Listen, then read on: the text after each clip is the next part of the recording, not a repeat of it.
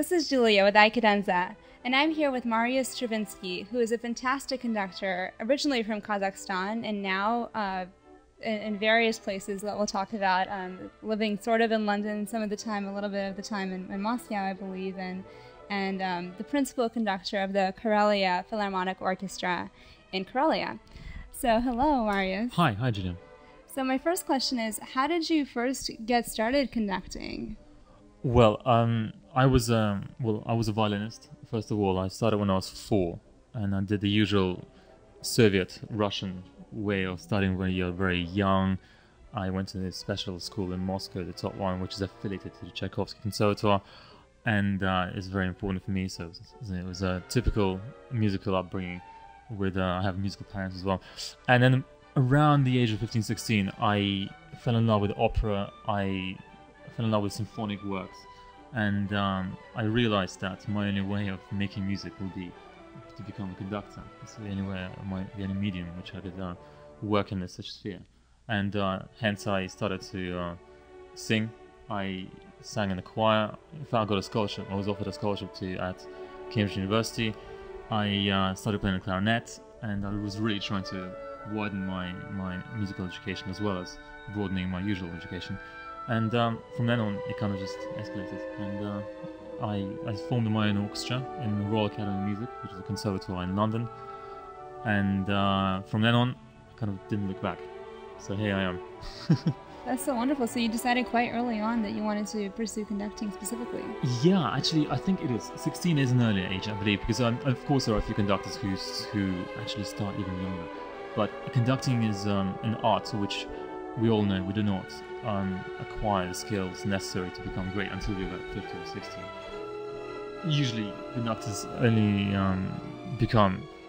start conducting when they're in their 20s maybe, or actually even 30s, 40s, doesn't matter. First of all, a musician should be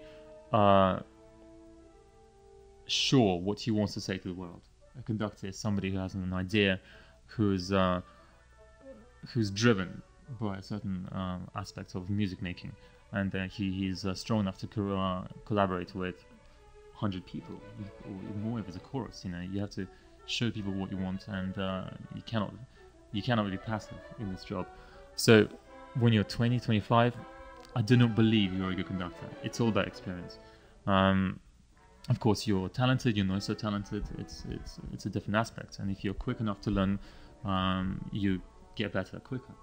However, really, we don't hit our heights until much later in our lives. So how do you know what you want out of a piece? When you first hear it or see it, how do you decide? Well, I think a lot of it actually is instinctive. We learn from a young age what we like, what we want, how we feel.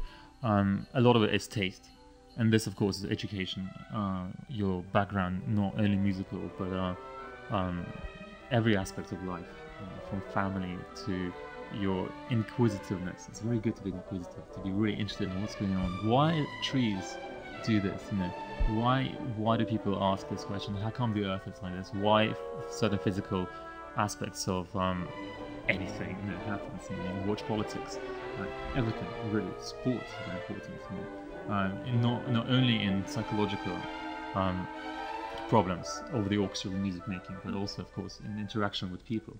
Because all you are doing is you're basically interacting all the time. That's what conducting is. It's this channel. Musicians meet and the audience. So so I take a piece, and of course you learn it.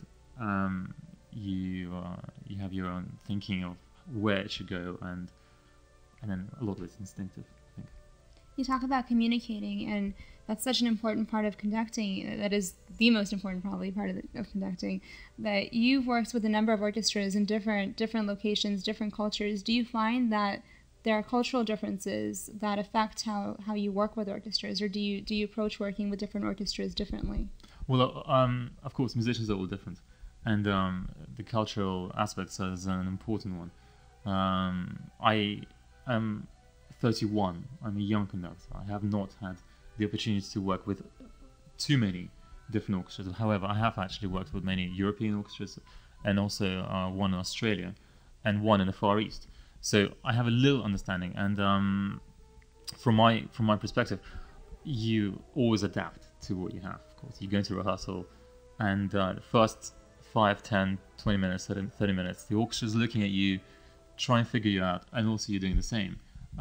You're trying to find a medium, and it's always collaboration between the musicians and yourself, and it's quite important to find this. Sometimes it clicks beautifully, just from the beginning, but sometimes you have to work at it. We're all human, you know. So, yeah. And what is your pre-performance routine? Do you have anything that you have to do before a performance to feel good on stage? Sleep. Lots of sleep. No, it's really important. It's true. You have to be very energetic, and you have to be very pure, you know. And there's nothing worse than running around all day, this, that, oh my god, shirt, I forgot my cufflinks, that, you know, and going back or sending something in a taxi. All this is really not the way to perform, and whatever. I mean, for me, I didn't have a special routine like putting a left shoe first, or having favorite pants or something. So but the thing which is important is to be still just before you go on stage. You know, just for 5-10 minutes, just to be still, because conducting is you'd find the conductors are different to what they're like on stage and what they're like in normal everyday life, and you got to click and you got to change. Yeah. And in that stillness that you like to take before you go on stage, do you think about the piece? Do you visualize what you like it to sound like, or do you just try not to think about anything at all? Yeah, I mean, invariably you do go through, let's say, difficult areas, or the technically difficult maybe areas of the piece, or you try and remind yourself some parts of the movements which need your help, which the orchestra will need you somewhere. Just, you know, a little reminder. Perhaps you will have to give a cue to the first horn player, you know. But actually, it's more of an atmosphere setting. You have to remember that people come to the concert to enjoy classical music. They're there to get away from their pressures of jobs, you know, family, let's say, everything else. They come to enjoy a performance, and you're there to do it. And therefore, the most important thing is actually, I guess, a festive atmosphere. You know, we're there to give them energy, and atmosphere is very important. So it's more a case of thinking about the energy.